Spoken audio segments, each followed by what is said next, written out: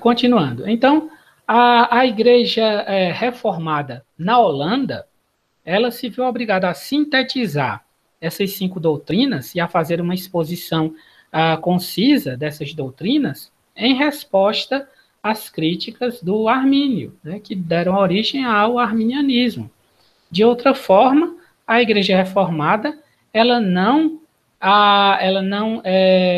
se concentra apenas nessas 5 doutrinas, mas o cerne da doutrina reformada é que nós nos concentramos naquilo que a palavra de Deus diz e em tudo aquilo que a palavra de Deus diz.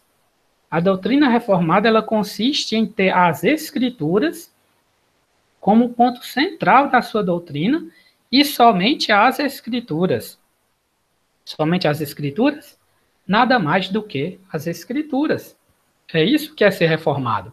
Há muitas pessoas por aí, e pessoas até contenciosas, e digo para vergonha nossa, alguns calvinistas contenciosos, que tomam esses 5 pontos do calvinismo como uma verdadeira trincheira, a partir da qual eles disparam contra os arminianos, mas não é disso que se trata ser um calvinista.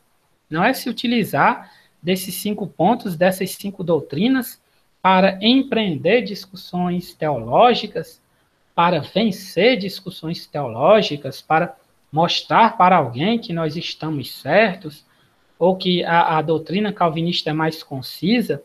Não é esse o objetivo da fé reformada, não é esse o objetivo de um calvinista verdadeiro, mas o nosso objetivo é expor a palavra do Senhor com fidelidade, e é obedecer a palavra do Senhor com fidelidade, é vivenciarmos a palavra do Senhor com fidelidade. E disso depende também a nossa fidelidade a essas doutrinas que nós reconhecemos como verdadeiras e verdadeiramente ensinadas pelas Escrituras. Então, o calvinista ele deve sim conhecer os 5 pontos do calvinismo e deve defendê-los, mas não a título de contendas, mas porque essas doutrinas elas são bíblicas. Por isso nós ensinamos, por isso nós precisamos aprendê-las, por isso nós precisamos conhecê-las, por isso nós precisamos defendê-las, por serem doutrinas bíblicas. Os irmãos já estudaram as 2 primeiras, né? Os irmãos já estudaram a depravação total, depois a eleição incondicional e depois a expiação limitada, e agora nós estamos na graça irresistível. Os irmãos podem perceber que cada uma dessas doutrinas ela está diretamente ligada à doutrina anterior. Uma é consequência da outra. Nós começamos com a depravação total, né? A doutrina que ensina que o ser humano ele é incapaz de ir a Deus por si mesmo, porque ele é escravo do pecado, ele já nasce morto em seus delitos e pecados. Ele já nasce com uma natureza que é inclinada para o mal. O ser humano ele não se torna pecador porque ele comete pecados, mas ele comete pecados porque ele já nasce pecador. Nascemos com uma natureza inclinada para o mal, herdada de nossos primeiros pais, Adão e Eva. A partir da queda, todo ser humano passa a nascer debaixo do jugo da escravidão do pecado, com o coração dominado por esse pecado e incapaz de ir a Deus verdadeiramente e por si mesmo. Esse ser humano caído, ele pode ir a Deus de formas falsas. Ele pode fingir que busca a Deus, ele pode até enganar a si mesmo, acreditando que busca a Deus. É aí onde nascem as religiões humanas, as religiões inventadas pelo ser humano, mas o seu coração ele não deseja um verdadeiro relacionamento com Deus, porque ele está debaixo da escravidão do pecado, porque o seu coração anseia por viver para si mesmo. Este pecador, o homem natural, ele anseia em viver para si mesmo. independente do governo de Deus. Então, quando o homem natural ele pratica a religião, ele busca praticar uma espécie de religião meia boca, onde ele serve a Deus em alguns aspectos e, em troca, Deus deixa que nos demais aspectos ele viva para si mesmo. É assim que nasce a religião cerimonialista, onde o ser humano ele procura ir na igreja, participar de certos tipos de cerimônias, participar de certos tipos de rituais, e ele faz isso no final de semana, depois ele volta para casa, e aí quando ele volta para casa ele vai viver do jeito que ele quer. E ele pensa, não, mas eu já fiz o que Deus queria. Eu já vivi um pedacinho da minha vida para Deus, agora eu posso viver essa outra parte da minha vida para mim mesmo. Quando o homem natural busca a Deus é dessa forma. É de uma forma falsa, parcial. Porque, na verdade, o seu desejo é viver para si mesmo. É viver independente da vontade de Deus. Por isso, depravação total. O ser humano ele é incapaz de entregar-se totalmente a Deus, de voltar-se inteiramente para Deus por conta própria, por causa da escravidão do pecado. E aí que vem a eleição incondicional. Presbítero. Sim. Os arminianos, eles também concordam com a doutrina da predestinação, aliás, da depravação total? Não. A Igreja Reformada, ela se viu obrigada a reafirmar essas doutrinas justamente porque elas foram combatidas pelo arminianismo. Né? Porque o Jacob Arminius, ele se opôs especificamente a essas 5 doutrinas. Então, na visão arminiana, o ser humano, ele caiu, ele se tornou pecador, ele se tornou escravo do pecado, mas então Deus, ele deu a ele uma graça generalizada, podemos dizer assim, uma espécie de graça universal. Deus desenvolveu uma atitude em que ele resolveu salvar a todos e ele resolveu dar a todos os homens a capacidade de escolher a Deus, de se voltar para Deus. E agora o ser humano, ele mesmo tem essa capacidade, porque Deus lhe deu, e ele pode usar essa capacidade para se voltar para Deus. É assim que o arminiano ele ensina. Então, o ser humano ele não é totalmente escravo do pecado, ele não é totalmente incapaz de buscar a Deus. Ele é alguém a quem Deus deu uma capacidade de buscar a ele, e ele vai usar essa capacidade com base no seu livre-arbítrio. O arminianismo defende a ideia do livre-arbítrio, que é a capacidade absoluta do ser humano fazer escolhas independentes, ou seja, ele defende que o ser humano ele tem a capacidade de fazer escolhas totalmente independentes da influência do pecado e, na verdade, de qualquer outro fator. Né? Esse princípio do livre-arbítrio chega a ser até absurdo, porque não existe isso de escolhas independentes, totalmente independentes, em nenhum aspecto da vida.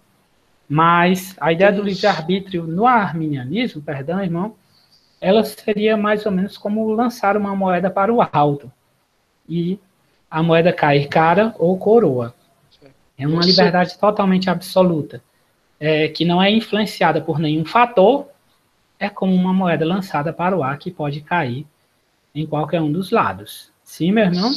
Você pode fazer alguma citação sobre isso, da Bíblia?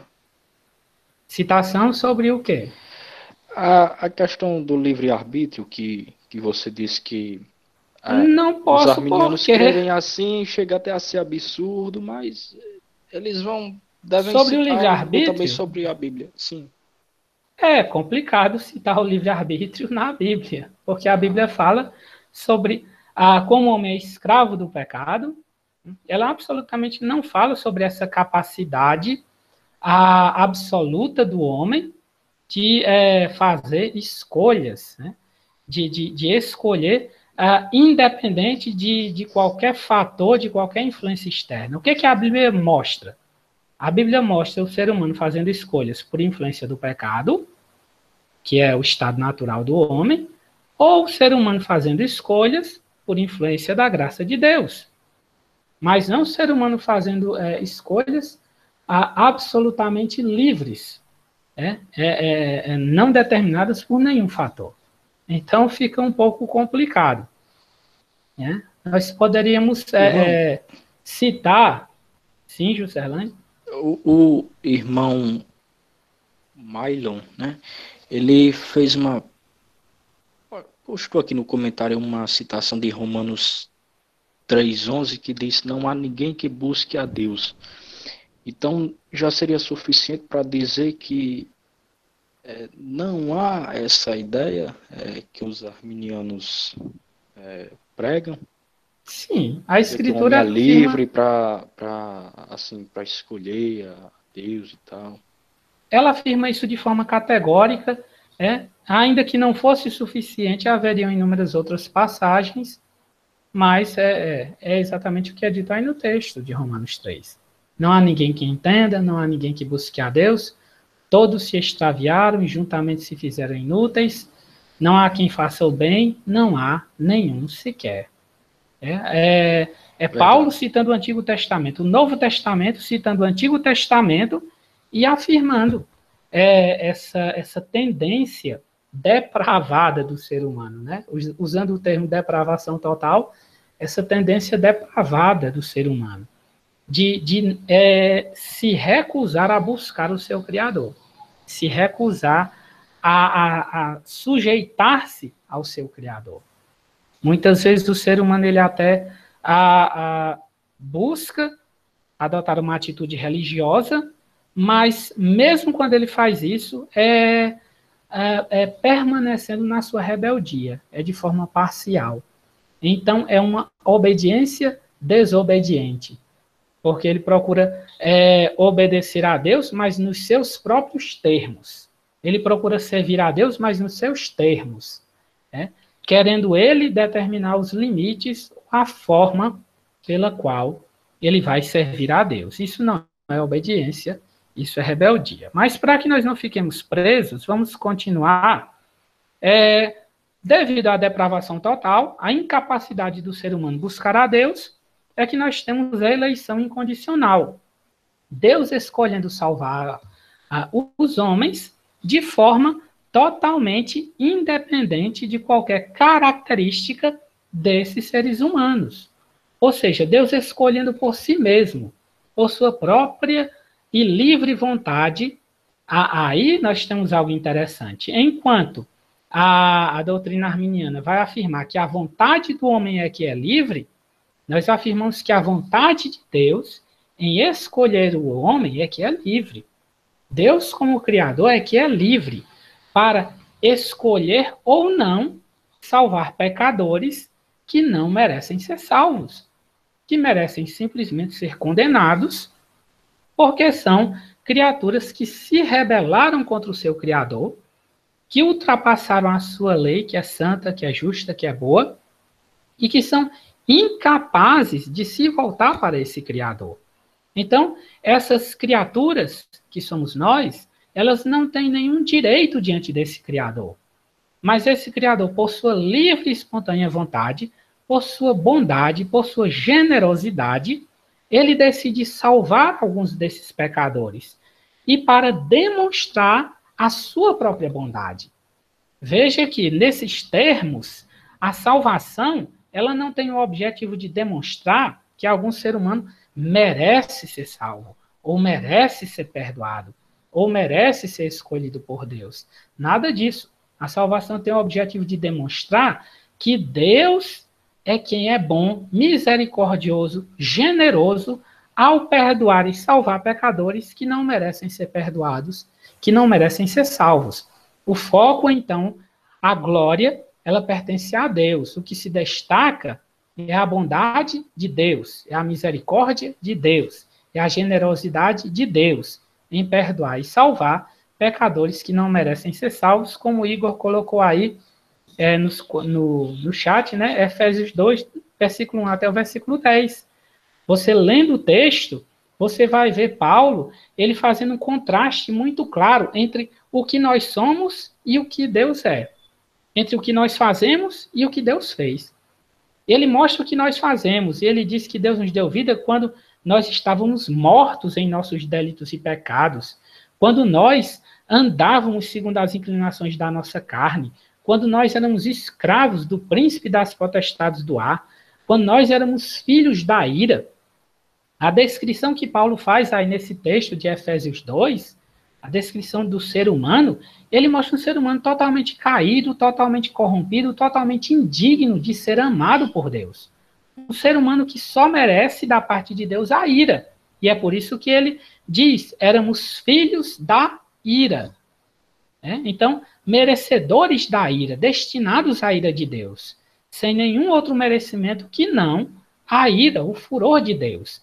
Aí, ele introduz a próxima sentença com mais. Ele diz, mas Deus, sendo rico em misericórdia, e por causa do muito amor com que nos amou, nos deu vida juntamente com Cristo, pela graça sois salvos. Veja que ele opõe a natureza indigna à bondade e generosidade de Deus. O que Paulo demonstra em Efésios 2 é que a atitude de Deus em salvar pecadores partiu totalmente das suas características, da sua bondade, graça e misericórdia.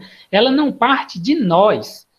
Não somos nós que merecemos, que induzimos Deus a nos escolher, que impressionamos Deus com alguma característica, fé ou interesse, ou obediência, nada disso. Paulo demonstra claramente que nós não tínhamos nenhuma característica para impressionar a Deus, tínhamos apenas características que provocavam a sua ira, mas ele, para demonstrar as suas características, e essas sim, características boas, santas e perfeitas, misericórdia, graça, amor, longanimidade, ele resolve salvar esses pecadores. Ele está mostrando o quanto ele é bom, o quanto ele é misericordioso quando Deus salva. Ele está mostrando as suas características e não as nossas.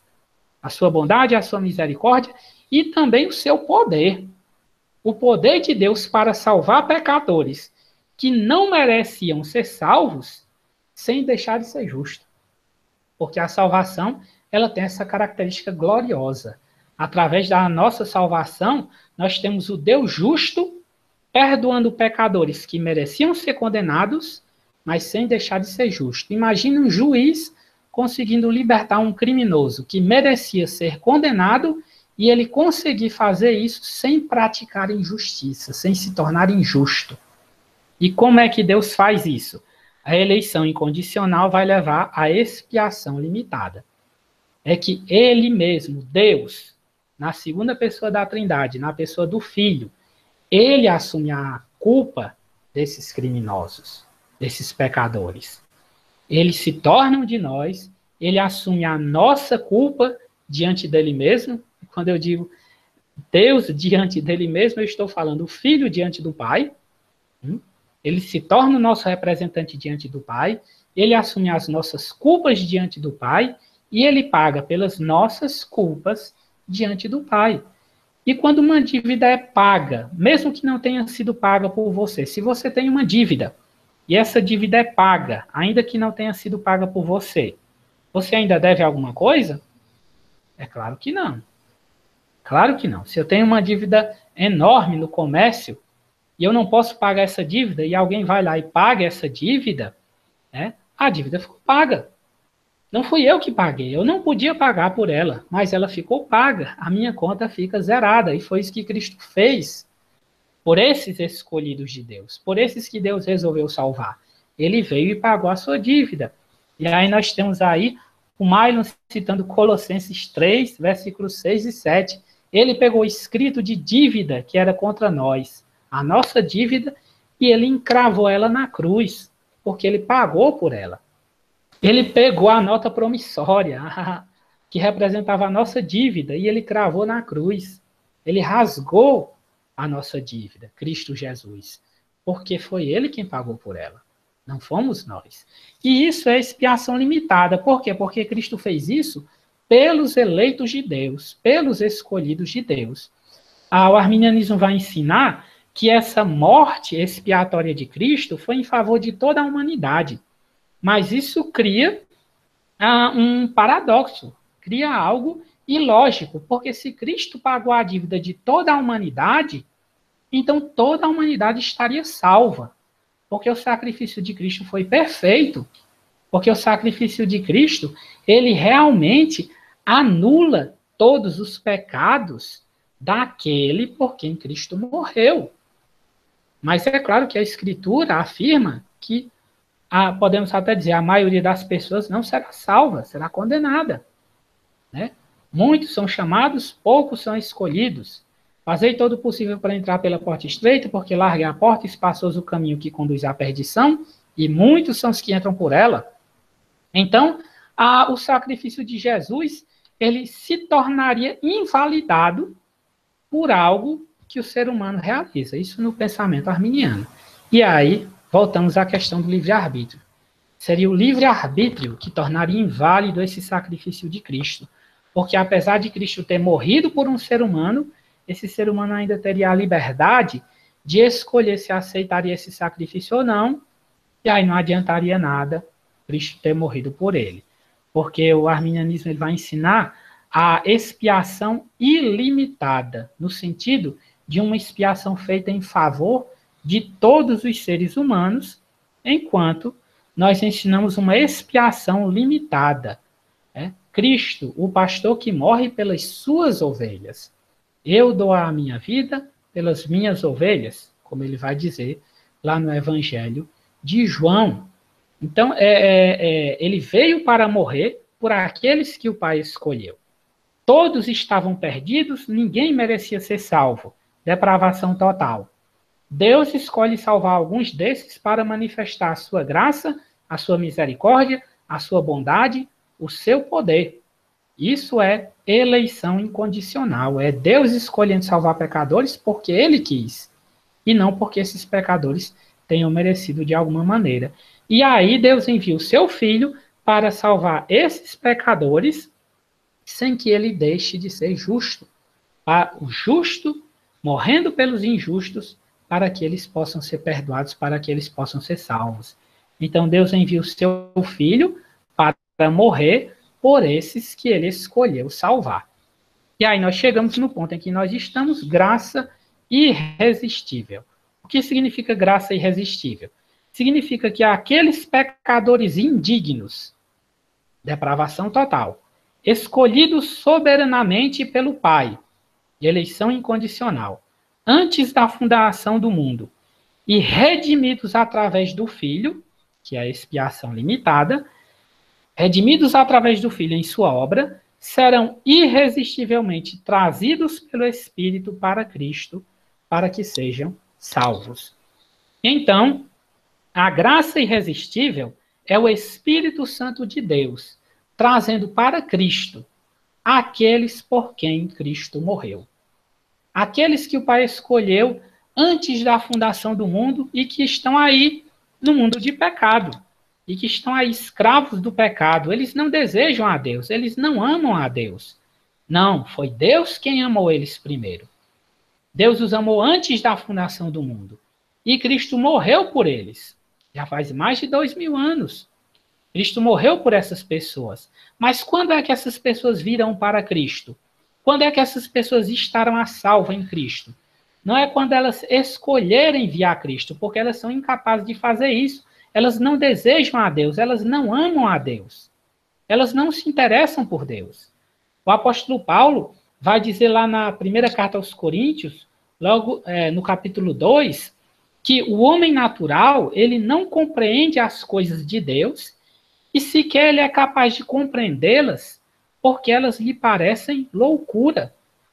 O ser humano, ele é sequer incapaz de compreender as coisas de Deus. Ainda que você pregue o evangelho para ele, e se os irmãos têm pregado o evangelho para muitas pessoas, eu espero que sim, os irmãos com certeza já notaram isso, que você pode pregar o evangelho com toda a clareza do mundo, com todos os detalhes do mundo, com toda a paciência do mundo para uma pessoa.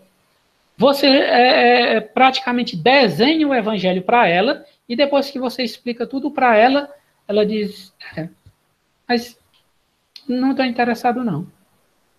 É como se não tivesse feito o menor sentido para ela. Não entra na mente dela. Você acabou de dizer para ela que ela está em perigo mortal, ela está caminhando para o inferno. Mas você acabou de dizer para ela que o Deus Todo-Poderoso está disposto a perdoá-la através de Cristo Jesus e dar a ela a vida eterna. Ora, um dos maiores temores do ser humano é a morte. Qual o ser humano que não sonha em não morrer, em ter uma vida que dura para sempre? Mas a este pecador para quem você está pregando a palavra, você oferece a vida eterna para ele em Cristo, e ele não consegue compreender que você está oferecendo isso para ele. E ele simplesmente não consegue aceitar. Mas alguns sim, em alguns você percebe uma fagulha diferente. Em alguns você percebe que algo diferente ocorre no coração dessas pessoas. É nesses que acontece a graça irresistível. Porque para que um pecador venha até a Cristo, não é necessário somente que você pregue a palavra de Deus para ele, mas é necessário também que o Espírito Santo atue no coração dele, fazendo-o entender esta palavra que você está pregando, fazendo ele crer nessa palavra que você está pregando e fazendo ele vir até Cristo, trazido por essa palavra que você está pregando. Então, é isso que é a graça irresistível. É o Espírito Santo trazendo os pecadores até Cristo, trazendo aqueles pecadores que Deus escolheu antes da fundação do mundo e por quem Cristo morreu, trazendo eles para Cristo, para que eles sejam salvos em Cristo. É chamada de graça irresistível porque ela não pode realmente ser impedida. Né? Aqueles que Deus escolheu antes da fundação do mundo e aqueles por quem Cristo morreu, absolutamente ninguém pode impedi-los de ser salvos. Eles serão trazidos para Cristo.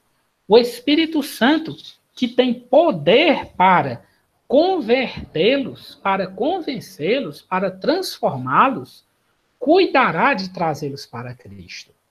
Não depende deles, não é porque eles são bonzinhos, não é porque eles merecem, mas é porque Deus resolveu salvá-los. Porque Deus resolveu salvá-los, eles virão até Cristo. A Osiane colocou aqui um comentário. Presbítero, o senhor falou aí que Deus não viu nada de bom em nós para que pudéssemos ser salvos. Então, todos estávamos em pé de igualdade, de miséria diante de Deus, certo? Vista essa igualdade, por exemplo, por que Deus salvaria você e eu não? Foi uma escolha totalmente aleatória? Tudo bem, minha irmã. Um bom questionamento. Aleatória? Não, minha irmã. Ela não foi uma escolha aleatória. Imagine um cesto de maçãs podres. Eu creio que o pastor Murilo até já usou essa ilustração, mas você poderia imaginar um cesto de maçãs podres e Deus pegando qualquer uma dessas maçãs, né, e transformando essas maçãs podres em maçãs novamente saudáveis, em maçãs novamente boas. Seria mais ou menos assim a salvação. Mas não, Deus simplesmente pegando qualquer uma, eu quero essa e eu quero essa outra, de forma assim indiferente. Não. Né? Qual é o motivo para Deus escolher? É isso que nós temos que ter em mente. Algumas doutrinas humanistas, elas colocam o foco das ações de Deus, elas colocam no ser humano. É porque o ser humano tinha isso, é porque o ser humano tinha aquilo, ou é porque o ser humano fez isso, ou fez aquilo. Sem perceber, elas colocam o ser humano como o centro da vontade de Deus. E eu diria, extrapolando a ideia, que se o ser humano é o centro da vontade de Deus, então o ser humano também seria o centro do universo, de tudo o que acontece. E, na verdade, não é assim que as coisas funcionam. O centro da vontade de Deus não é o ser humano. O centro da vontade de Deus é o próprio Cristo. É manifestar a glória dele por meio do seu Filho, Jesus Cristo. E para manifestar a sua glória através de Cristo, Deus traçou um plano na eternidade. Nós chamamos de os decretos eternos de Deus. Ele decidiu na eternidade como seria a história da humanidade, de modo que essa história viesse a manifestar de forma plena a glória de Cristo. Então, quando Deus escolhe determinados seres humanos e não outros, o motivo para ele escolher esses determinados seres humanos é que isso cabe ao seu plano eterno. É que isso está dentro do seu plano eterno. É porque ele decidiu que estes seres humanos escolhidos, eles terão um papel dentro do seu plano eterno. Esse papel não é outro que não de glorificar a Cristo de uma determinada maneira. Peguemos o exemplo do apóstolo Paulo, por exemplo. Porque o Senhor escolheu a Paulo e não qualquer outro fariseu. Veja que o apóstolo Paulo ele vai confessar que ele era o pior de todos. Ele nem merecia ser chamado de cristão porque ele perseguiu a igreja de Deus. Mas ele disse que Deus o escolheu para nele manifestar a sua misericórdia. Veja, então Deus escolhe Paulo, que era muito mais pecador do que os outros, e isso tem um motivo. Salvando alguém como Paulo, Deus mostra o seu poder, Deus mostra a sua grandeza. Deus mostra a sua capacidade de converter até o inimigo mais empedernido. Então, Deus tem seus objetivos, sim, ao escolher uns e outros não. Deus tem suas razões, só que essas razões, elas não estão nas qualidades que essas pessoas venham a ter. Essa que é a grande questão. Porque a questão do que causou a escolha de Deus em relação aos salvos. Você vai ter dois pontos de vista opostos. Né? O ponto de vista humanista, Deus escolheu essas pessoas porque elas tinham alguma qualidade que levou Deus a escolhê-las. Então, a causa está no homem. É porque o homem tem essa qualidade, é porque o homem tem aquela qualidade, é porque ele fez isso, é porque ele fez aquilo. A causa é colocada no ser humano, a causa da salvação. Ou outro ponto de vista, que é o ponto de vista reformado. Deus escolheu esta ou aquela pessoa porque isso estava nos seus planos. Porque ele decidiu fazer dessa maneira. E porque fazendo dessa maneira, ele manifestará a sua glória de forma mais completa.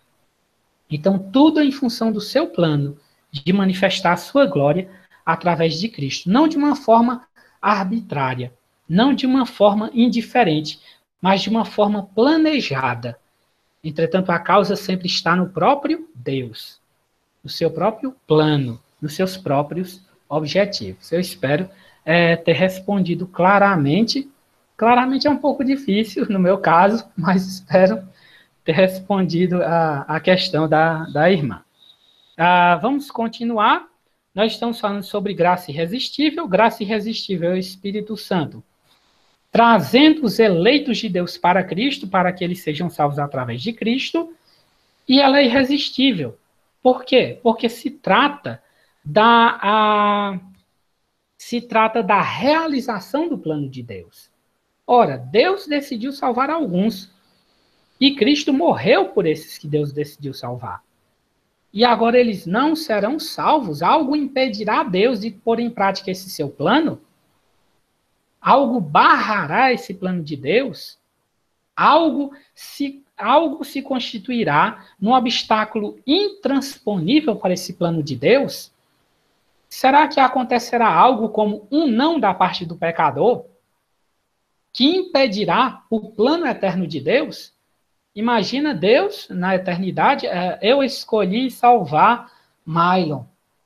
E o meu filho foi lá e morreu por Mylon. E cancelou os pecados de Mylon. Mas Mylon não vai querer ser salvo. E agora? E agora, o que eu faço? Então, o Deus eterno e todo-poderoso, tendo os seus planos impedidos pela vontade de Mylon. No meio do caminho tinha uma pedra, e essa pedra era a vontade de Mylon, e o Deus Todo-Poderoso não conseguiu ultrapassar esse obstáculo tão terrível. Não. Não é assim. Aquilo que Deus planejou, aquilo que Deus decidiu, aquilo que ele decretou na eternidade, isso ele fará. Isso ele executará. Então ele decretou, sim. ouvi uma vez uma frase foi John Piper. Ele disse que naturalmente o homem, né, caído, ele resiste a Deus. Mas a ideia da graça irresistível é que Deus é capaz de sobrepujar essa resistência. É por isso que é Pronto. graça irresistível. Exatamente. Lembrando até das palavras de Estevão, né, quando no seu discurso ele diz para aqueles homens ímpios que eles sempre resistem ao Espírito Santo de Deus. Esse, inclusive, é um dos textos que vão ser mais utilizados pelos arminianos para defender a ideia do livre-arbítrio, de que é o homem quem escolhe, de que é o homem quem decide. Mas se você prestar atenção ali no discurso de Estevão, você vai perceber uma coisa interessante. O discurso de Estevão não é um discurso de graça. Não é um convite para a salvação. O discurso de Estevão é um discurso de condenação. Estevão está manifestando para aquela geração que eles não eram os eleitos de Deus, que eles não eram povo de Deus, que eles, na verdade, eram inimigos de Deus. Eles se consideravam povo de Deus, mas tudo o que eles conseguiam fazer com a sua própria bondade, com a sua própria justiça, com as suas próprias capacidades, era resistir a Deus o tempo inteiro. É interessante que, logo em seguida, Estevão diz, eu estou vendo o céu aberto e eu vejo o Filho de Deus assentado à destra do Pai. O que aqueles homens fazem? Ao invés deles ficarem atemorizados diante dessa realidade, ao invés deles caírem de joelho e dizerem, meu Deus, o que é que nós estamos fazendo? Nós estamos lutando contra Deus. Eles tapam os ouvidos e começam a ranger os dentes. Não, não, não. Tudo o que eles conseguem fazer diante de toda a verdade que Deus expõe a eles, diante de tudo aquilo que Deus ensinou para eles, tudo o que eles conseguem fazer com a sua própria natureza humana e pecaminosa é dizer não. Tudo o que eles conseguem fazer é resistir. Mas aqueles a quem Deus chamou, esses não podem resistir. Por quê? Porque não são mais poderosos do que Deus. Porque não são mais fortes do que Deus. Um dos homens que mais resistia era Paulo. E Cristo tem um encontro com Paulo. E quando Paulo está viajando para Damasco, o Senhor Jesus se encontra com ele no caminho para Damasco. E ele cai do cavalo, literalmente e figurativamente. Ele e os seus colegas veem uma luz mais brilhante que o sol, quando ele estava viajando para Damasco, com cartas de recomendação dos fariseus, dando ordem para ele perseguir os cristãos lá em Damasco. E aí ele tem essa visão, Cristo aparece a ele, ele vê uma luz mais brilhante que o sol, era meio-dia, mas essa luz brilhava mais do que o sol, porque era aquele que havia criado o próprio sol.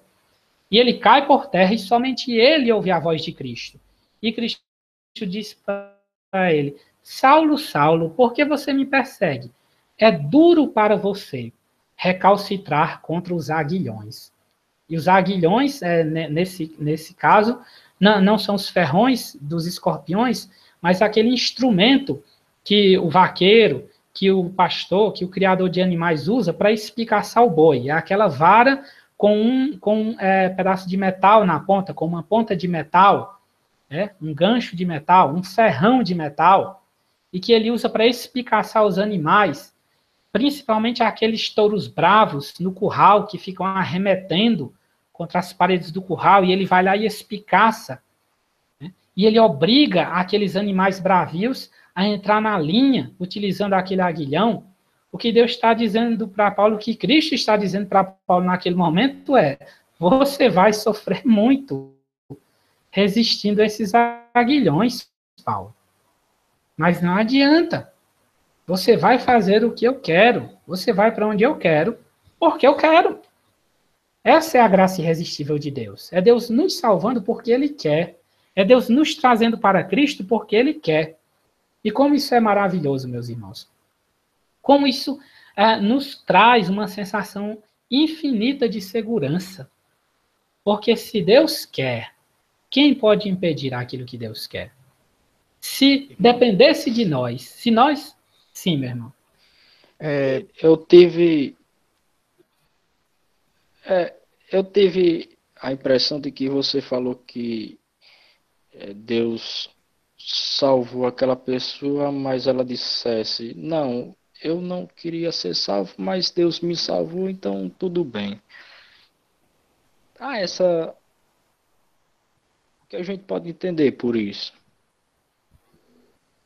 Não, meu irmão. Veja bem, o ser humano ele não deseja Deus. A sua vontade só se inclina para o mal, só se inclina para o pecado. A graça irresistível de Deus, ela opera justamente transformando essa vontade. Não é Deus simplesmente trazendo essa pessoa amarrada para Cristo e dizendo, você vai ser de Cristo, ainda que você não queira ser de Cristo. Mas é Deus levando essa pessoa agora a querer a Cristo. Exatamente. A amar a Cristo, a desejar a Cristo. Ele muda a natureza pecaminosa do homem. Né? Isso. O cerne da natureza pecaminosa do homem. É aquilo que Cristo vai chamar de novo nascimento, quando ele está conversando com Nicodemos. Né? Se o homem não nascer de novo, não pode ver o reino de Deus. Se o homem não nascer de novo, ele não pode entrar no reino de Deus. É a transformação da natureza do ser humano, que é operada pelo Espírito Santo através da palavra. Pode falar, irmão. Desculpa, até o senhor estava falando, eu falei 2 vezes, achei que o senhor não estava escutando, então desculpa aí. Referente ao que Juscelino falou aí, eu queria comentar antes, que o pessoal geralmente acha, quando fala de graça irresistível, que Deus ele atrai pelos cabelos, puxa, você vem, mas eu gosto muito do que Agostinho escreveu sobre isso. Agostinho fala que quando Deus atrai, né, ele mostra a sua beleza. E a beleza de Deus é tão grande que o ser humano não consegue admirar outra coisa senão ele. Aí o ser humano passa a desejar agora somente ele, porque vê que a sua satisfação última é só Deus. Os atributos de Deus. Exatamente. E está satisfeito nele. Então muda completamente o pensamento, porque Deus mostra aquilo que o homem precisa, né? Que é dele. Então, exatamente. Isso, Deus vai mostrar que ele é tudo de que o homem precisa. Deus vai mostrar que ele estava, o tempo inteiro, ele estava fugindo daquilo que ele realmente necessitava, daquilo que ele realmente deveria amar, que ele deveria desejar, que ele deveria buscar, que é o próprio Deus. Deus atrai o ser humano para si através do amor. Tem até aquela máxima, né? E que não é um versículo bíblico, mas muitos crentes pensam que é aquela máxima que diz, quem não vier pelo amor, virá pela dor. Na verdade, ela não existe. Quem não vier pelo amor é porque não foi salvo. Todos virão pelo amor. Todos virão porque a graça irresistível é o Espírito Santo manifestando a glória de Deus no coração desses cristãos. No coração, aliás, desses pecadores, que a partir de então passam a ser cristãos.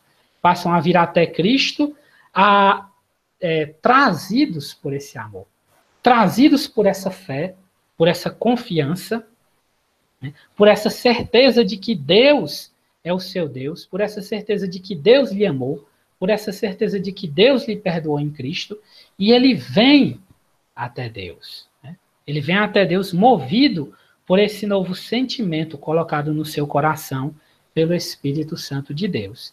E aí ele vem voluntariamente movido por esse novo sentimento, que agora é o princípio reinante no seu coração. Veja bem, não existe essa liberdade absoluta do ser humano em nenhum momento. Antes de ser salvo, as escolhas que o ser humano faz, elas são regidas por um princípio absoluto que há no seu coração, que é o pecado, que é a rebelião.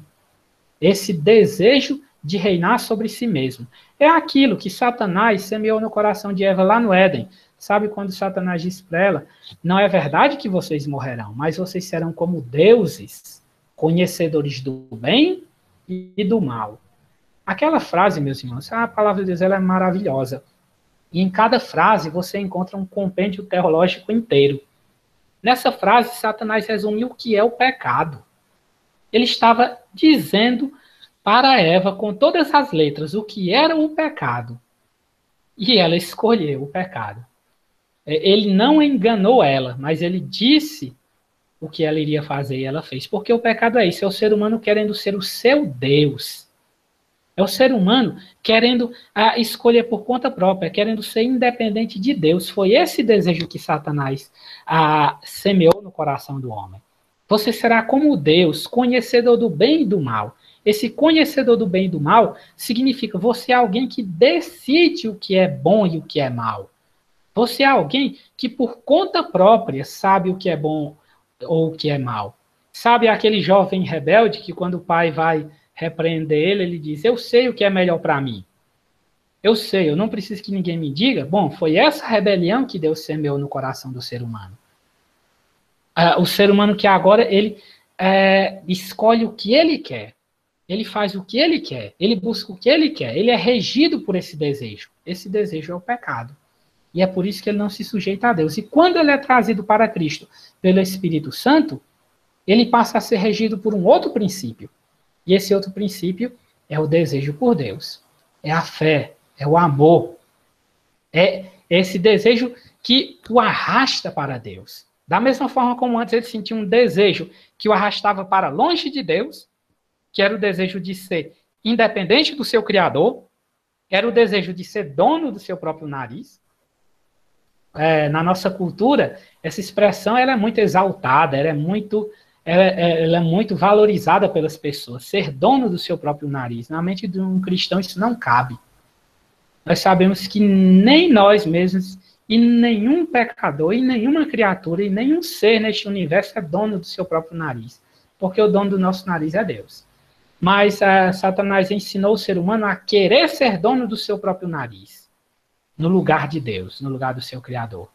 A graça irresistível nos faz reconhecer, enxergar a Deus novamente como o dono do nosso nariz. Né? Tanto como Criador, como também como o nosso Salvador. Tanto como aquele que nos criou e é nosso dono por direito, como também como sendo aquele que nos salvou dos nossos pecados, nos perdoou, né? E nos trouxe para ele novamente, agora como filhos, não apenas como criaturas.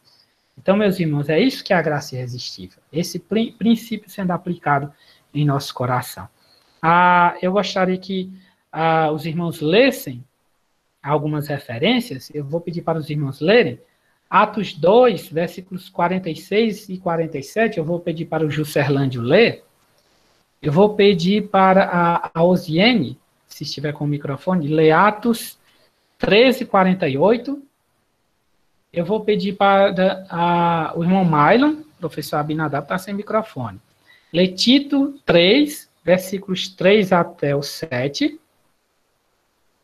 E eu vou pedir para o Francisco Augusto ler Ezequiel 36, do versículo 24 até o 37. Aliás, 24 até o 27, me perdoa. O presbítero é Tito 3. Tito 3, do versículo 3 até o versículo 7. Certo. E o meu é o quê, irmão? Você lê Atos 2, versículos 46 e 47.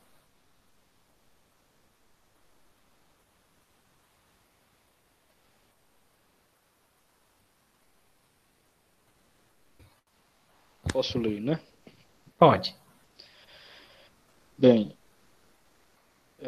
e perseveraram na doutrina dos apóstolos e na comunhão e no partir do pão e nas orações, e em toda a alma havia temor, e muitas maravilhas e sinais se faziam pelos apóstolos.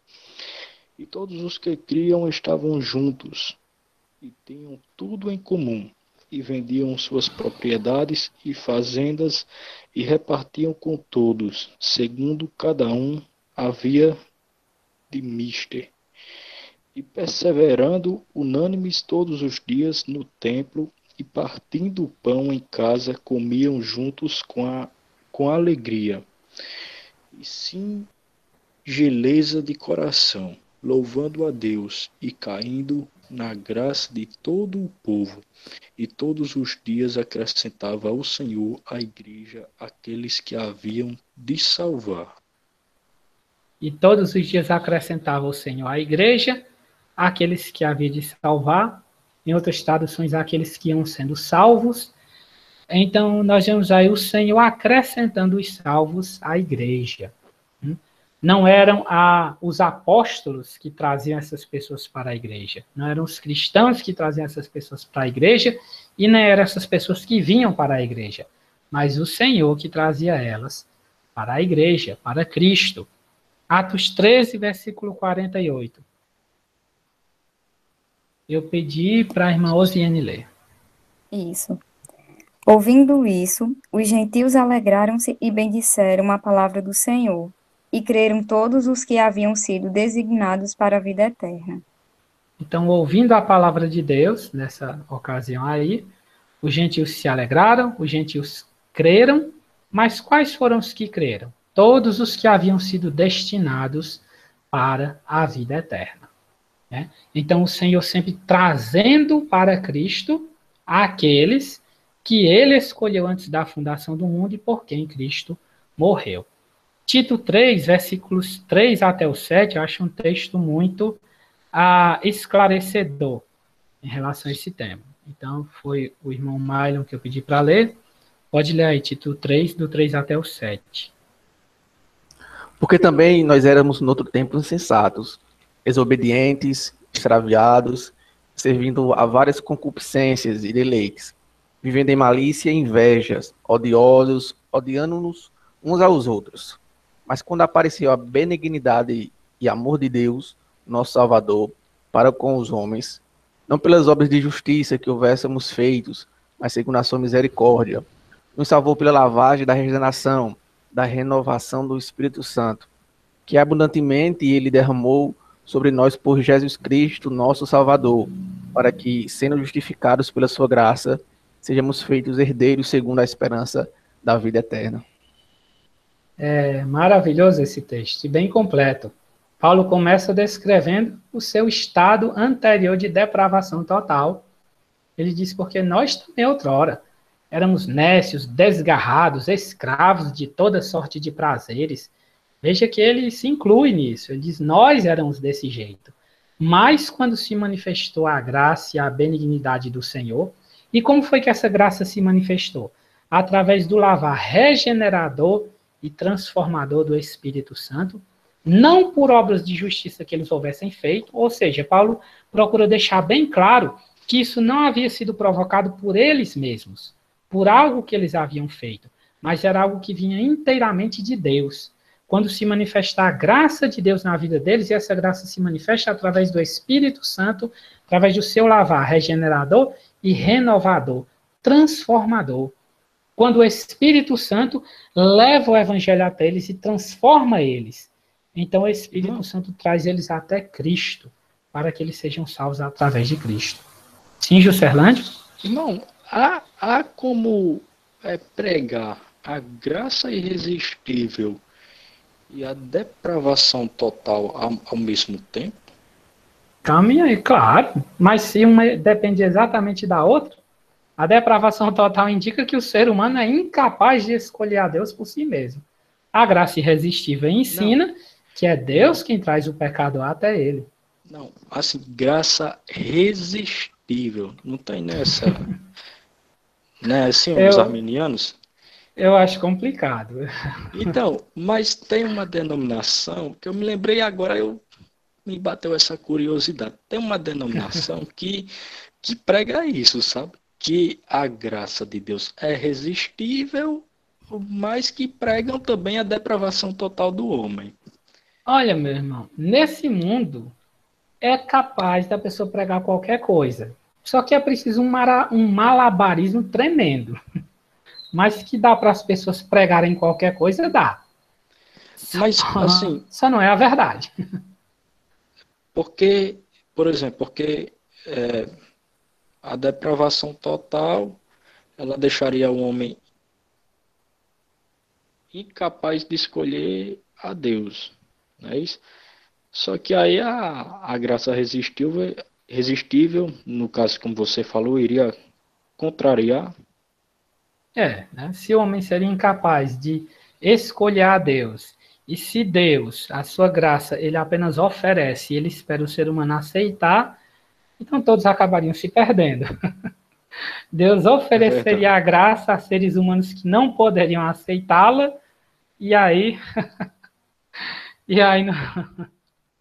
essa graça nunca seria aceita por nenhum deles, estaria tudo perdido. E Cristo teria morrido em vão. Né? nós rimos de certas ideias, porque elas são realmente sem nexo, mas todas essas ideias que contrariam as escrituras e das quais nós estamos falando, todas elas conduzem a conclusões gravíssimas. Conclusões que acabam negando a eficácia da obra redentora de Cristo, ou acabam negando o poder e a soberania de Deus sobre todas as coisas. Elas realmente chegam a conclusões gravíssimas. Por quê? Porque em maior ou em menor grau, cada um desses ensinamentos errados, ele está contrariando as Escrituras. Está contrariando aquilo que a palavra de Deus ensina claramente. A pergunta que nós poderíamos levantar é por quê? O porquê que as pessoas insistem em ensinamentos contrários às Escrituras. E eu penso que a resposta é bem simples, é porque esses ensinamentos agradam. Agrada ao próprio ser humano. Sabe, é muito agradável você pensar que a sua salvação está nas suas mãos. E é assustador E por outro lado, é assustador você pensar que a sua salvação depende de Deus. E que você não merece essa salvação. E que se Deus simplesmente não tiver lhe escolhido, ele não tem obrigação nenhuma de fazer isso, porque você não merece mesmo. Então, a ideia de um Deus soberano é assustador para o pecador.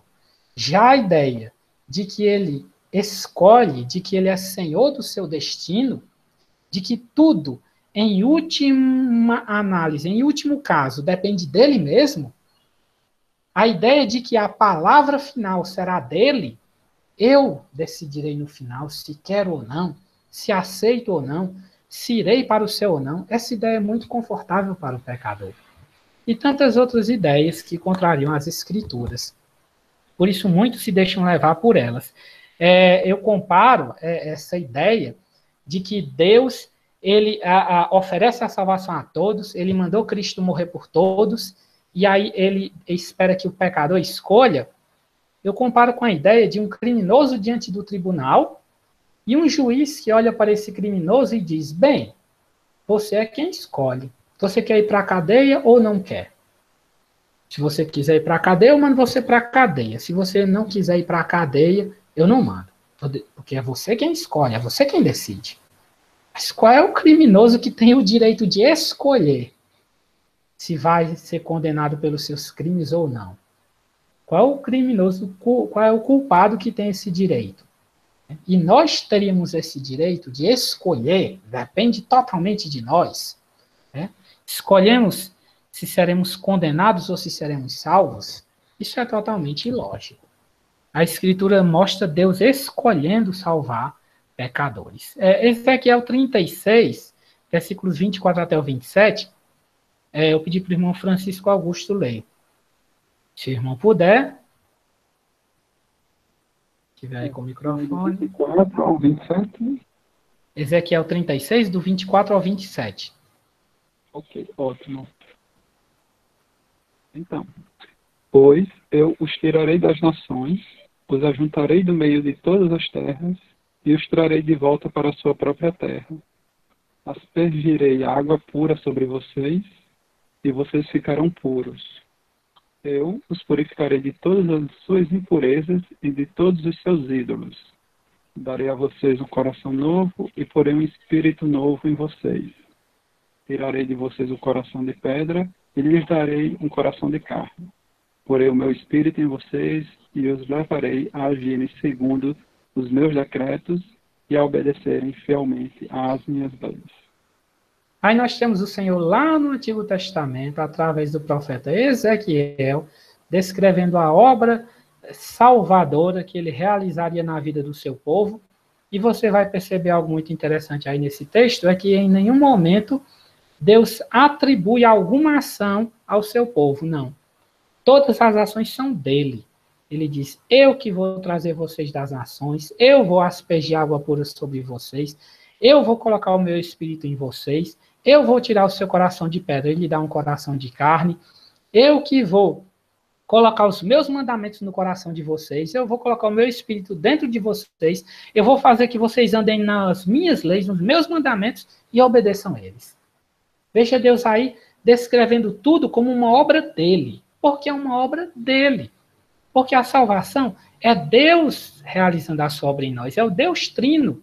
Inclusive, os 5 pontos do calvinismo, eles demonstram muito bem essa realidade de que a salvação é uma obra inteiramente realizada pelo Deus Trino. Né? A eleição incondicional demonstra o Pai escolhendo aqueles que haveriam de ser salvos. A expiação limitada demonstra Cristo realizando cabalmente a salvação desses que foram escolhidos pelo Pai.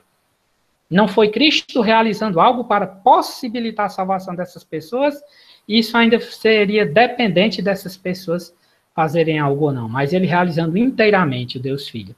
E aí nós temos agora, na graça irresistível, e também vamos ter na perseverança dos santos, nós vamos ver o Espírito Santo aplicando essa salvação na vida dos escolhidos de Deus e conduzindo esses escolhidos até Cristo e depois conduzindo esses escolhidos em Cristo até o fim. Então é o Deus salvando os seus escolhidos e conduzindo esses seus escolhidos até o fim.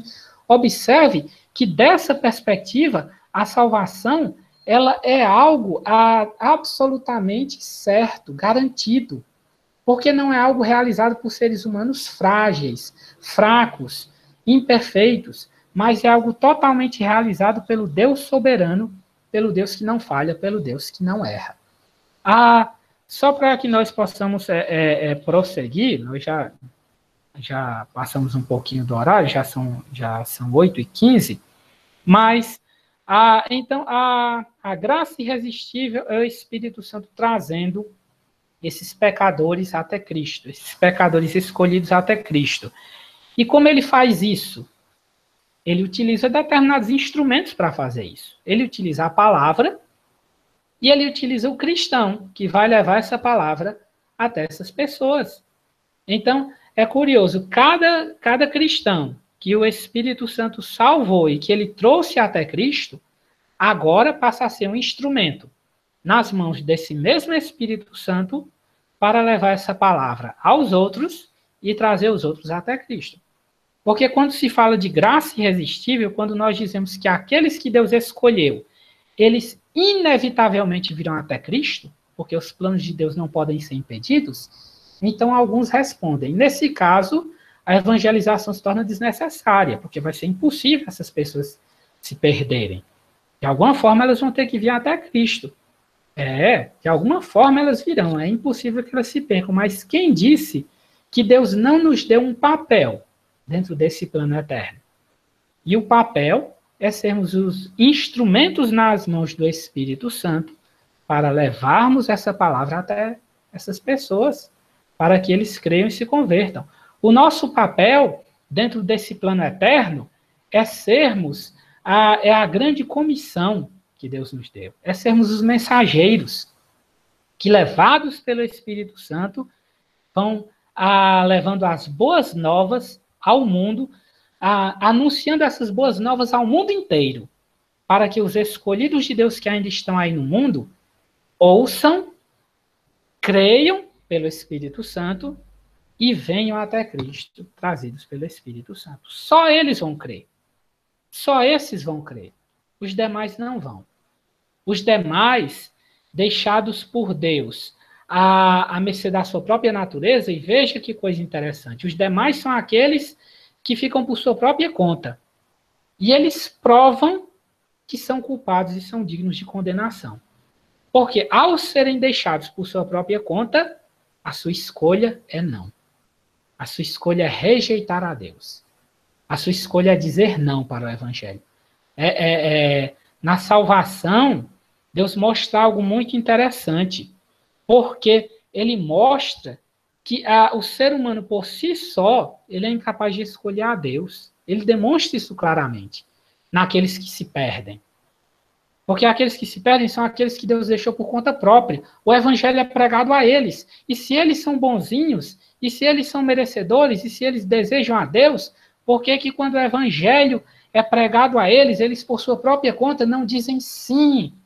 Que maravilha. Ah, eu desejo isso, eu quero isso. Eu vou em busca disso. Não. Deixados por conta do seu próprio coração malvado, eles provam o que são e eles dizem não para o seu Criador. Mesmo quando o seu Criador lhes dá a maior demonstração de fé. O Deus eterno se fez homem e morreu como homem para salvar pecadores. Eles olham para esse sacrifício de Cristo e o desprezam.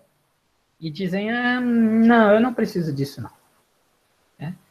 E assim provam com a sua atitude o que são. Já aqueles que são chamados, esses também são indignos. Mas nesses, o que Deus prova é o seu poder. Aqui estão criaturas completamente perdidas, completamente inclinadas ao mal. Mas eu posso salvá-las e transformá-las em meus filhos amados. É o poder de Deus. Deus manifesta a sua glória de diversas maneiras, meus irmãos. A graça de Deus, ela se manifesta dessa forma abundante. Em cada aspecto do plano eterno de Deus, Deus vai manifestando a sua glória, certo? Nós devemos observar esses detalhes. Então, o Espírito Santo, ele emprega, ele utiliza a palavra de Deus para transformar o coração desses escolhidos que estão aí no mundo, mas ele leva essa palavra até eles através daqueles escolhidos que já foram salvos, que já estão debaixo do seu governo, que já estão sendo dirigidos por ele. É através de nós. E aí entra a grande comissão, entra a nossa responsabilidade diante do mundo, que é sermos instrumentos do Espírito Santo de Deus para levarmos a sua palavra até os pecadores. Eu vou apenas citar algumas passagens. Lá em Atos 8, do versículo 26 até o 40, por exemplo, a passagem que Felipe evangeliza o eunuco, que era primeiro-ministro da rainha Candace, o eunuco ia na sua carruagem lendo o profeta Isaías, mas o Espírito ordenou que Felipe fosse até aquela estrada e ordenou que ele se aproximasse daquela carruagem e ordenou que ele pregasse o evangelho para aquele eunuco. Ora, se o eunuco já estava lendo o livro do profeta Isaías, o Espírito Santo não podia ir lá no coraçãozinho dele e transformar o coração dele? Podia, claro que podia. Mas Deus decidiu, na sua soberana graça, nos dar um papel nessa obra. O papel de instrumentos através dos quais a palavra do Senhor é transmitida para esses pecadores. Então o Espírito Santo, ele não fala diretamente ao coração do eunuco. Antes ele leva Filipe até lá. E ele fala através de Filipe ao coração do eunuco. Acontece a mesma coisa em Atos 10, quando Deus manda um anjo até o centurião Cornélios, e esse anjo vai até Cornélios não para pregar o evangelho para ele, mas para dizer para ele, mande chamar um homem chamado Pedro. Ele vai dizer para você o que é preciso para você ser salvo. E Cornélios manda chamar Pedro. Quando Pedro vem e prega o evangelho, é que aqueles homens são salvos. Aquelas pessoas são salvas. Então, é Deus se utilizando da sua igreja, o Espírito Santo de Deus se utilizando da sua igreja como instrumento para levar o evangelho até os seus escolhidos que ainda estão no mundo. É assim que ele atua. Por último, eu gostaria de ler Atos 16, versículo 13 e 14. Atos 16, 13 e 14. Estamos falando de graça irresistível.